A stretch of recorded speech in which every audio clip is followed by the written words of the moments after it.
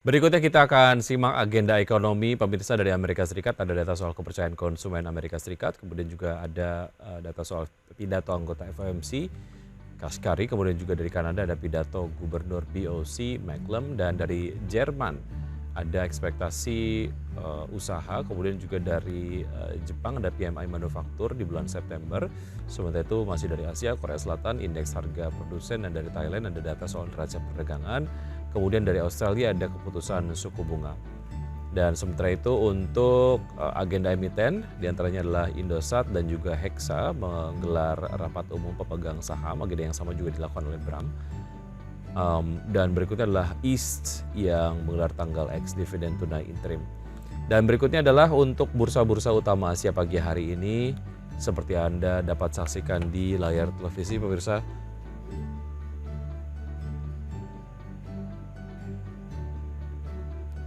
Ya, untuk bursa-bursa utama Asia pagi hari ini dibuka mix dengan Nikkei menguat 1,68% di level 38.358, SCI Singapura melemah 0,05% di level 3.636 dan Kospi Korea dibuka menguat 0,28% di level 2.609 dan Hang Seng Hong Kong dibuka menguat 1,79% di level 18.573.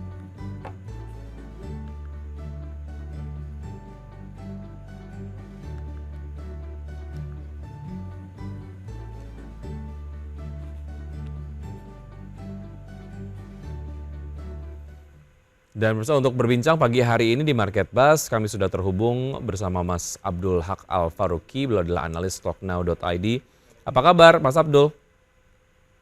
Halo Mas Widi, kabar baik di sini. Kabar baik, terima kasih sudah bergabung bersama kami. Saya manggilnya Mas Abdul. Ya boleh. Oke Mas Abdul, bicara mengenai IISG yang kemudian pergerakannya kemarin terkoreksi cukup dalam begitu, pasca kita kemudian berada dalam euforia IISG yang masuk ke level 7.200, tapi kemudian Brent keluar dari FTSE begitu, kemudian ini memberikan dampak yang signifikan terhadap pelemahan Brent dan juga berdampak kepada pelemahan IISG begitu ya. Ada di level Ya. 7.700-an. Kemarin rebound. Analisis dari Anda seperti apa, Mas Abdul? Baik Mas Widi, kalau kita mencermati pergerakan ISG memang keluarnya brand dari FTSE itu merupakan sebuah skenario di luar analisis ya. Sebab memang secara makroekonomi Indonesia itu masih dalam data-data yang sangat baik, sangat bagus, dan secara global pemangkasan suku bunga The Fed itu juga menjadi katalis yang sangat positif. Sehingga memang seharusnya bursa global maupun Asia itu masih mengalami tren bullish. Tapi tren itu sudah dipatahkan oleh brand yang memang menjadi pemberat ISG dalam 2 hari bursa terakhir ya. Nah, selanjutnya yang kita cermati dari brand ini adalah penurunannya itu bukan main-main, hingga ARB malah. Hmm. Hampir 40% 2 hari bursa terakhir itu brand mengalami penurunan. Selanjutnya, perdagangan kemarin kita fokus yang mana IHSG itu sempat turun ke level 7.600 atau di bawah psikologis supportnya 7.700, tapi mulai terdongkrak kembali ke level 7.775, yang mana pendongkrakan itu disebabkan oleh saham-saham blue chip ya dari perbankan, itu ada BBRI, BBCA maupun BBRI. Dan dari data net foreign buy pada perdagangan kemarin itu memang asing mencatatkan net buy itu mencapai 1 triliun rupiah, yang mana angka itu merupakan angka yang cukup besar dikala memang ISG mengalami pergerakan yang cukup fluktuatif. Dan secara week to date itu ISG udah diakumulasi oleh asing itu mencapai 5 triliun rupiah. Sehingga ini menjadi indikasi bahwasannya pasar saham Indonesia masih sangat menarik walaupun memang top market cap yang nomor 2 yaitu Brand masih mengalami pelemahan yang sangat signifikan. Untuk saham-saham yang masih diakumulasi asing konsisten dalam 1 bulan terakhir itu ada saham BBRI yang mana itu masih diakumulasi 2,9 triliun rupiah. Selanjutnya ada saham BBCA yang juga masih diakumulasi 2 triliun rupiah. Dan ada saham BMRI yang diakumulasi 1,7 triliun rupiah. Oke. Kalau kita lihat sektor apa yang nampaknya secara pergerakan ini cenderung positif dan Anda kemudian merekomendasikan sektor-sektor tersebut ataupun mungkin spesifik secara saham Anda merekomendasikannya begitu ya. Mengingat ini kalau kita lihat top net buy dari asing sendiri cukup mix dari perbankan, kemudian juga ada Hmm. TPIA, AMRT, Unilever dan juga CTRA begitu ya. Tidak kemudian spesifik menyasar ke satu sektor, tapi random begitu ya. Seperti apa Mas Ya. Abdul?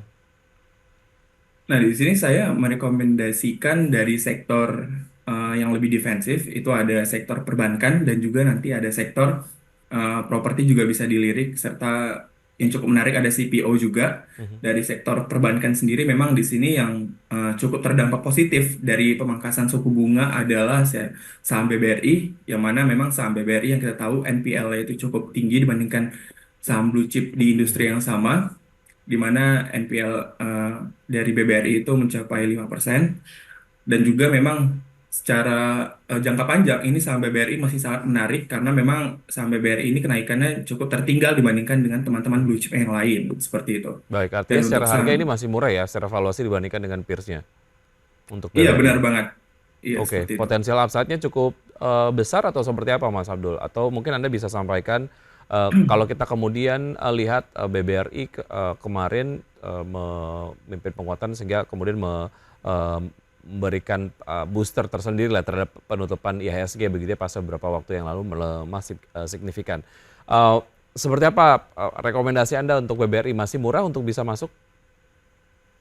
Oke, untuk BBRI sendiri di sini memang harganya tidak terbilang cukup murah, tetapi Mhm. memang untuk harga sekarang ini masih digolong under value seperti itu. Dan untuk memang potensial upside-nya di sana memang saya melihat ada sebuah resisten yang bisa ditembus oleh BBRI di level 5.700, dan jika menembus level tersebut potensi BBRI untuk level 6.000 itu cukup besar potensialnya seperti itu. Oke, BBRI. Secara analisis mungkin untuk menengah ke panjang atau seperti apa Iya, untuk rekomendasinya?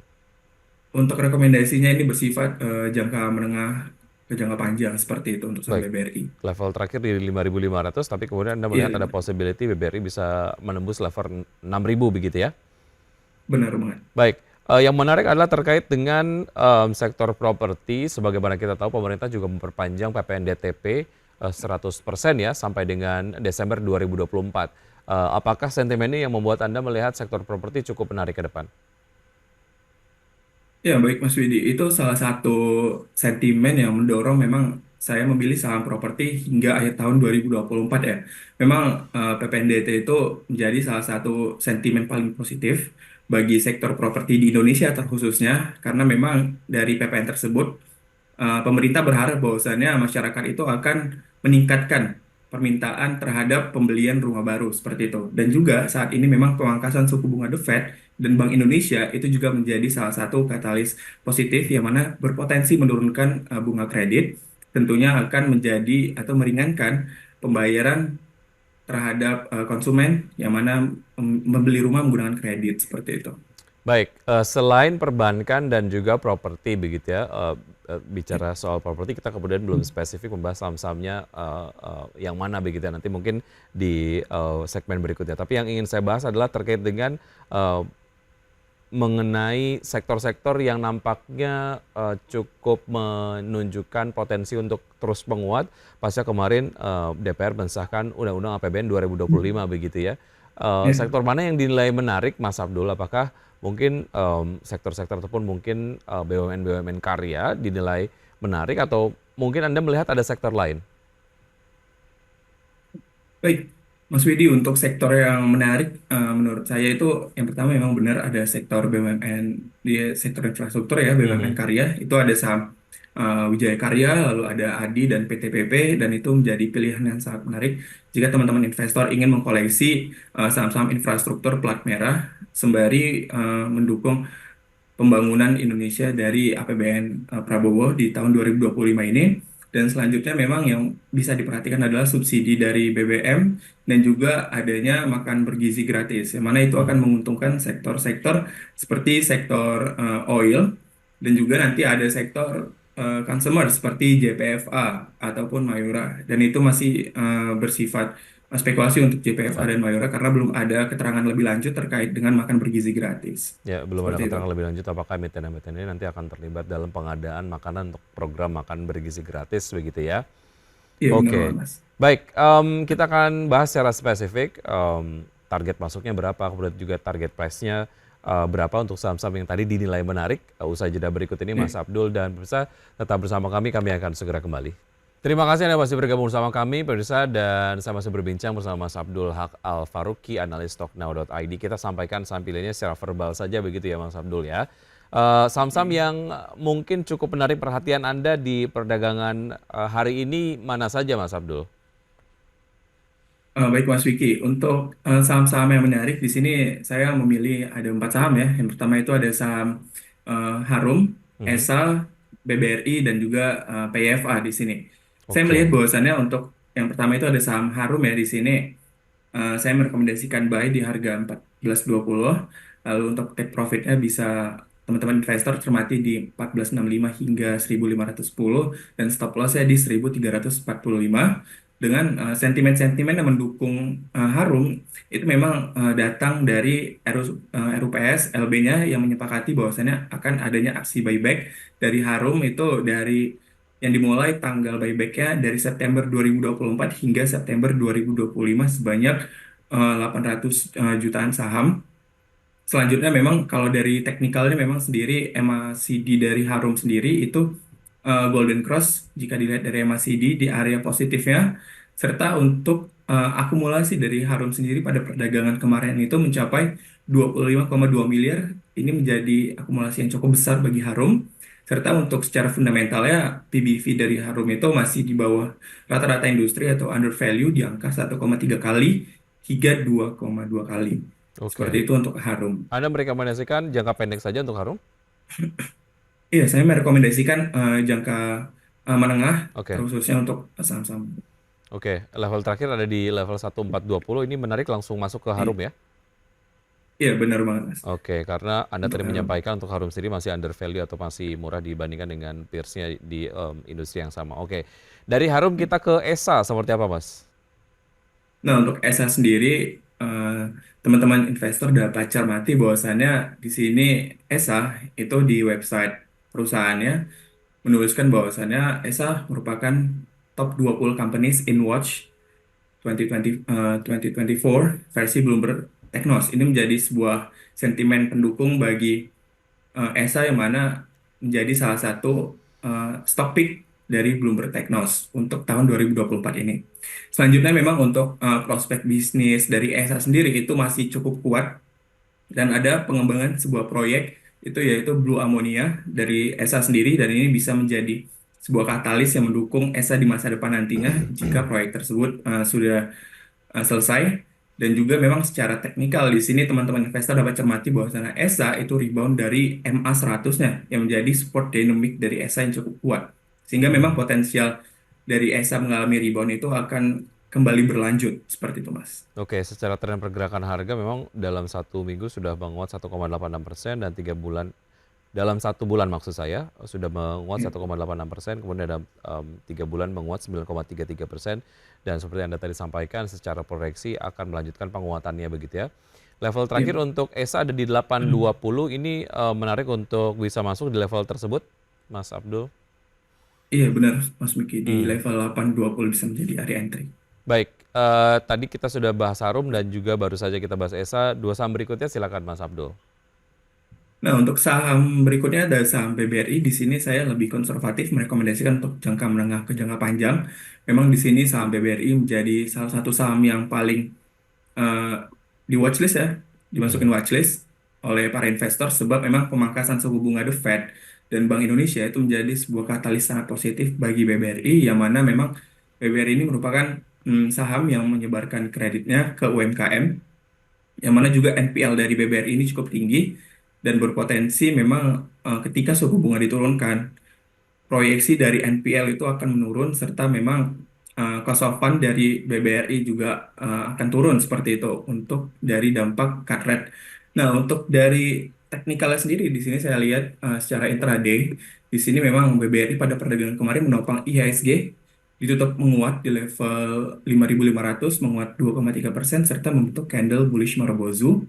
Dan ini menjadi sebuah indikasi bahwasannya adanya strong buyer dari BBRI pada perdagangan kemarin dan menjadi top buyer by foreign sebesar 600 miliar pada perdagangan kemarin. Sehingga ini masih menjadi saham yang sangat menarik bagi teman-teman investor untuk bisa masuk jangka menengah hingga jangka panjang seperti itu, Mas. Oke, walaupun memang sudah cukup tinggi, tapi jika dibandingkan dengan saham perbankan blue chip lainnya, ini masih cukup reasonable lah harganya untuk BBRI ya, Mas Iya. Abdul ya. Baik, oke, itu tadi dia BBRI menengah ke panjang untuk BBRI atau seperti apa? Iya, untuk BBRI kita merekomendasikan menengah ke panjang. Di sini Baik, target jangka panjangnya di 6 ribuan. baik. Dari BBRI kita ke saham berikutnya yang Anda rekomendasikan, silakan Mas Abdul. Nah, untuk saham terakhir yang saya rekomendasikan di sini ada saham PFA atau PIFA. Di sini saya merekomendasikan untuk jangka pendek saja, fast trade tentunya. Dengan memang kalau dilihat dari pergerakan teknikal FIFA di sini memang cukup menarik ya karena peningkatan value transaksi dari PFA dan peningkatan volume ini menjadi indikasi bahwasannya investor ini udah mulai melirik nih saham-saham di sektor kesehatan terkhususnya di PFA sendiri pasca akuisisi perusahaan probiotek Ltd yang ada di Australia. Nah, ini menjadi sebuah langkah yang cukup menarik ya dari PFA sendiri karena memang segi laba bersih dari PFA mengalami minus, tapi dia masih bisa mengakuisisi perusahaan yang ada di Australia. Dan juga memang untuk secara teknikalnya sendiri ini masih sangat menarik karena sudah breakout dari MA 200-nya. Sehingga ini bisa menjadi area buy untuk teman-teman investor cermati untuk PFA dalam jangka pendek saja, seperti itu. Oke, baik untuk PYFA level terakhir ada di 197. Ini level entry yang menarik, Mas Abdul. Iya, level 197 ini merupakan level entry yang cukup menarik dengan potensial upside-nya. Di sini saya menggunakan resisten ya di 220 seperti itu. Oke, berarti ini untuk pendek saja ya, untuk PYFA atau seperti apa? Iya, untuk jangka pendek saja untuk PFA. Oke, baik itu tadi saham-saham yang direkomendasikan oleh Mas Abdul, ada Harum, ESA, kemudian juga BBRI dan juga PYFA. Tadi kita sempat membahas mengenai saham-saham properti yang Anda tadi nilai menarik begitu ya, karena memang Iya. terdapat sentimen mengenai penurunan tingkat suku bunga dari Bank Indonesia dan juga ada PPNDTP yang dilanjutkan sampai dengan akhir tahun 2024. Mana saja saham yang menarik, Mas Abdul dari sektor properti dan rekomendasinya apa? Oke, untuk saham yang pertama di sini saya merekomendasikan saham BSDE. Memang walaupun teman-teman investor cermati bahwa saham BSDE sudah mengalami kenaikan signifikan, tetapi di sini masih ada potensial upside dari BSDE untuk mengalami kenaikan. Nah, secara jangka menengah di sini BSDE jika breakout dari resisten klasiknya di 1340, ini merupakan sebuah katalis yang sangat positif untuk BSDE melanjutkan kenaikannya hingga ke level resisten terjauhnya di level 1365 ya, Mas Wiki. Dan untuk teman-teman itu sebenarnya bisa memantau BSDE ini untuk area entry-nya itu teman-teman bisa pantau di sini di level 12.240 hingga 1250 seperti itu untuk BSDE. Oke, BSD 1260 nampaknya ini bergerak positif ya di perdagangan sesi 1 di pagi hari ini. Menengah ke panjang juga untuk Iya, BSD ya. iya, benar banget Mas Wiki. Secara valuasi seperti apa sih Mas dibandingkan dengan saham properti lainnya? Kalau BSD Nah, sendiri? untuk baik. Nah, untuk BSD sendiri memang di sini yang membuat BSD menjadi stock pick saya Mhm. dari saham properti adalah memang untuk dari PI rasionya sendiri memang di sini masih tergolong cukup murah dibandingkan dengan industrinya. Yang mana PI rasionya jika menggunakan data laporan keuangan terakhir yaitu di level di angka 8,6 kali atau di bawah rata-rata industri di angka 11,4 kali. Sehingga memang dari segi PI rasio saham BSD ini cukup optimal dalam menghasilkan laba bersihnya seperti itu. Serta memang untuk dari segi net profit margin itu di angka 25%, itu angka yang cukup besar bagi saham-saham di sektor properti seperti itu. Oke, Anda tadi merekomendasikan saham berbasis properti sampai dengan akhir tahun 2024 begitu karena Ya. insentif PPNDTP-nya juga sampai dengan akhir tahun 2024 begitu ya. Nah, target price untuk Ya. BSD di level berapa sampai akhir tahun, Mas Abdul?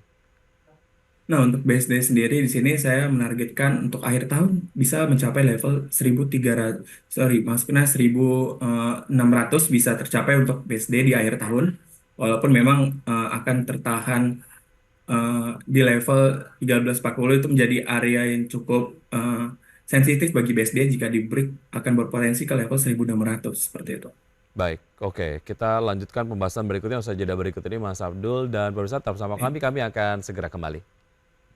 Terima kasih Anda masih bergabung bersama kami pemirsa dan kini kita akan lihat data pembukaan dari market di pembukaan perdagangan C1 hari ini. Sejauh ini IHSG masih bergerak melemah di level 7.740,517 melemah 0,53% dari level pembukaan di pagi hari ini di pukul 9.00 waktu Indonesia bagian Barat dan dibuka di level 7.775,864 sempat menyentuh level tinggi di 7.783,632 dan level terendah di 7.717,839 dan marketnya tentu saja ataupun angkanya terus bergerak dan saham-saham yang masuk ke dalam jajaran top gainers pemirsa dapat Anda saksikan di layar televisi kami pass through dari RTI.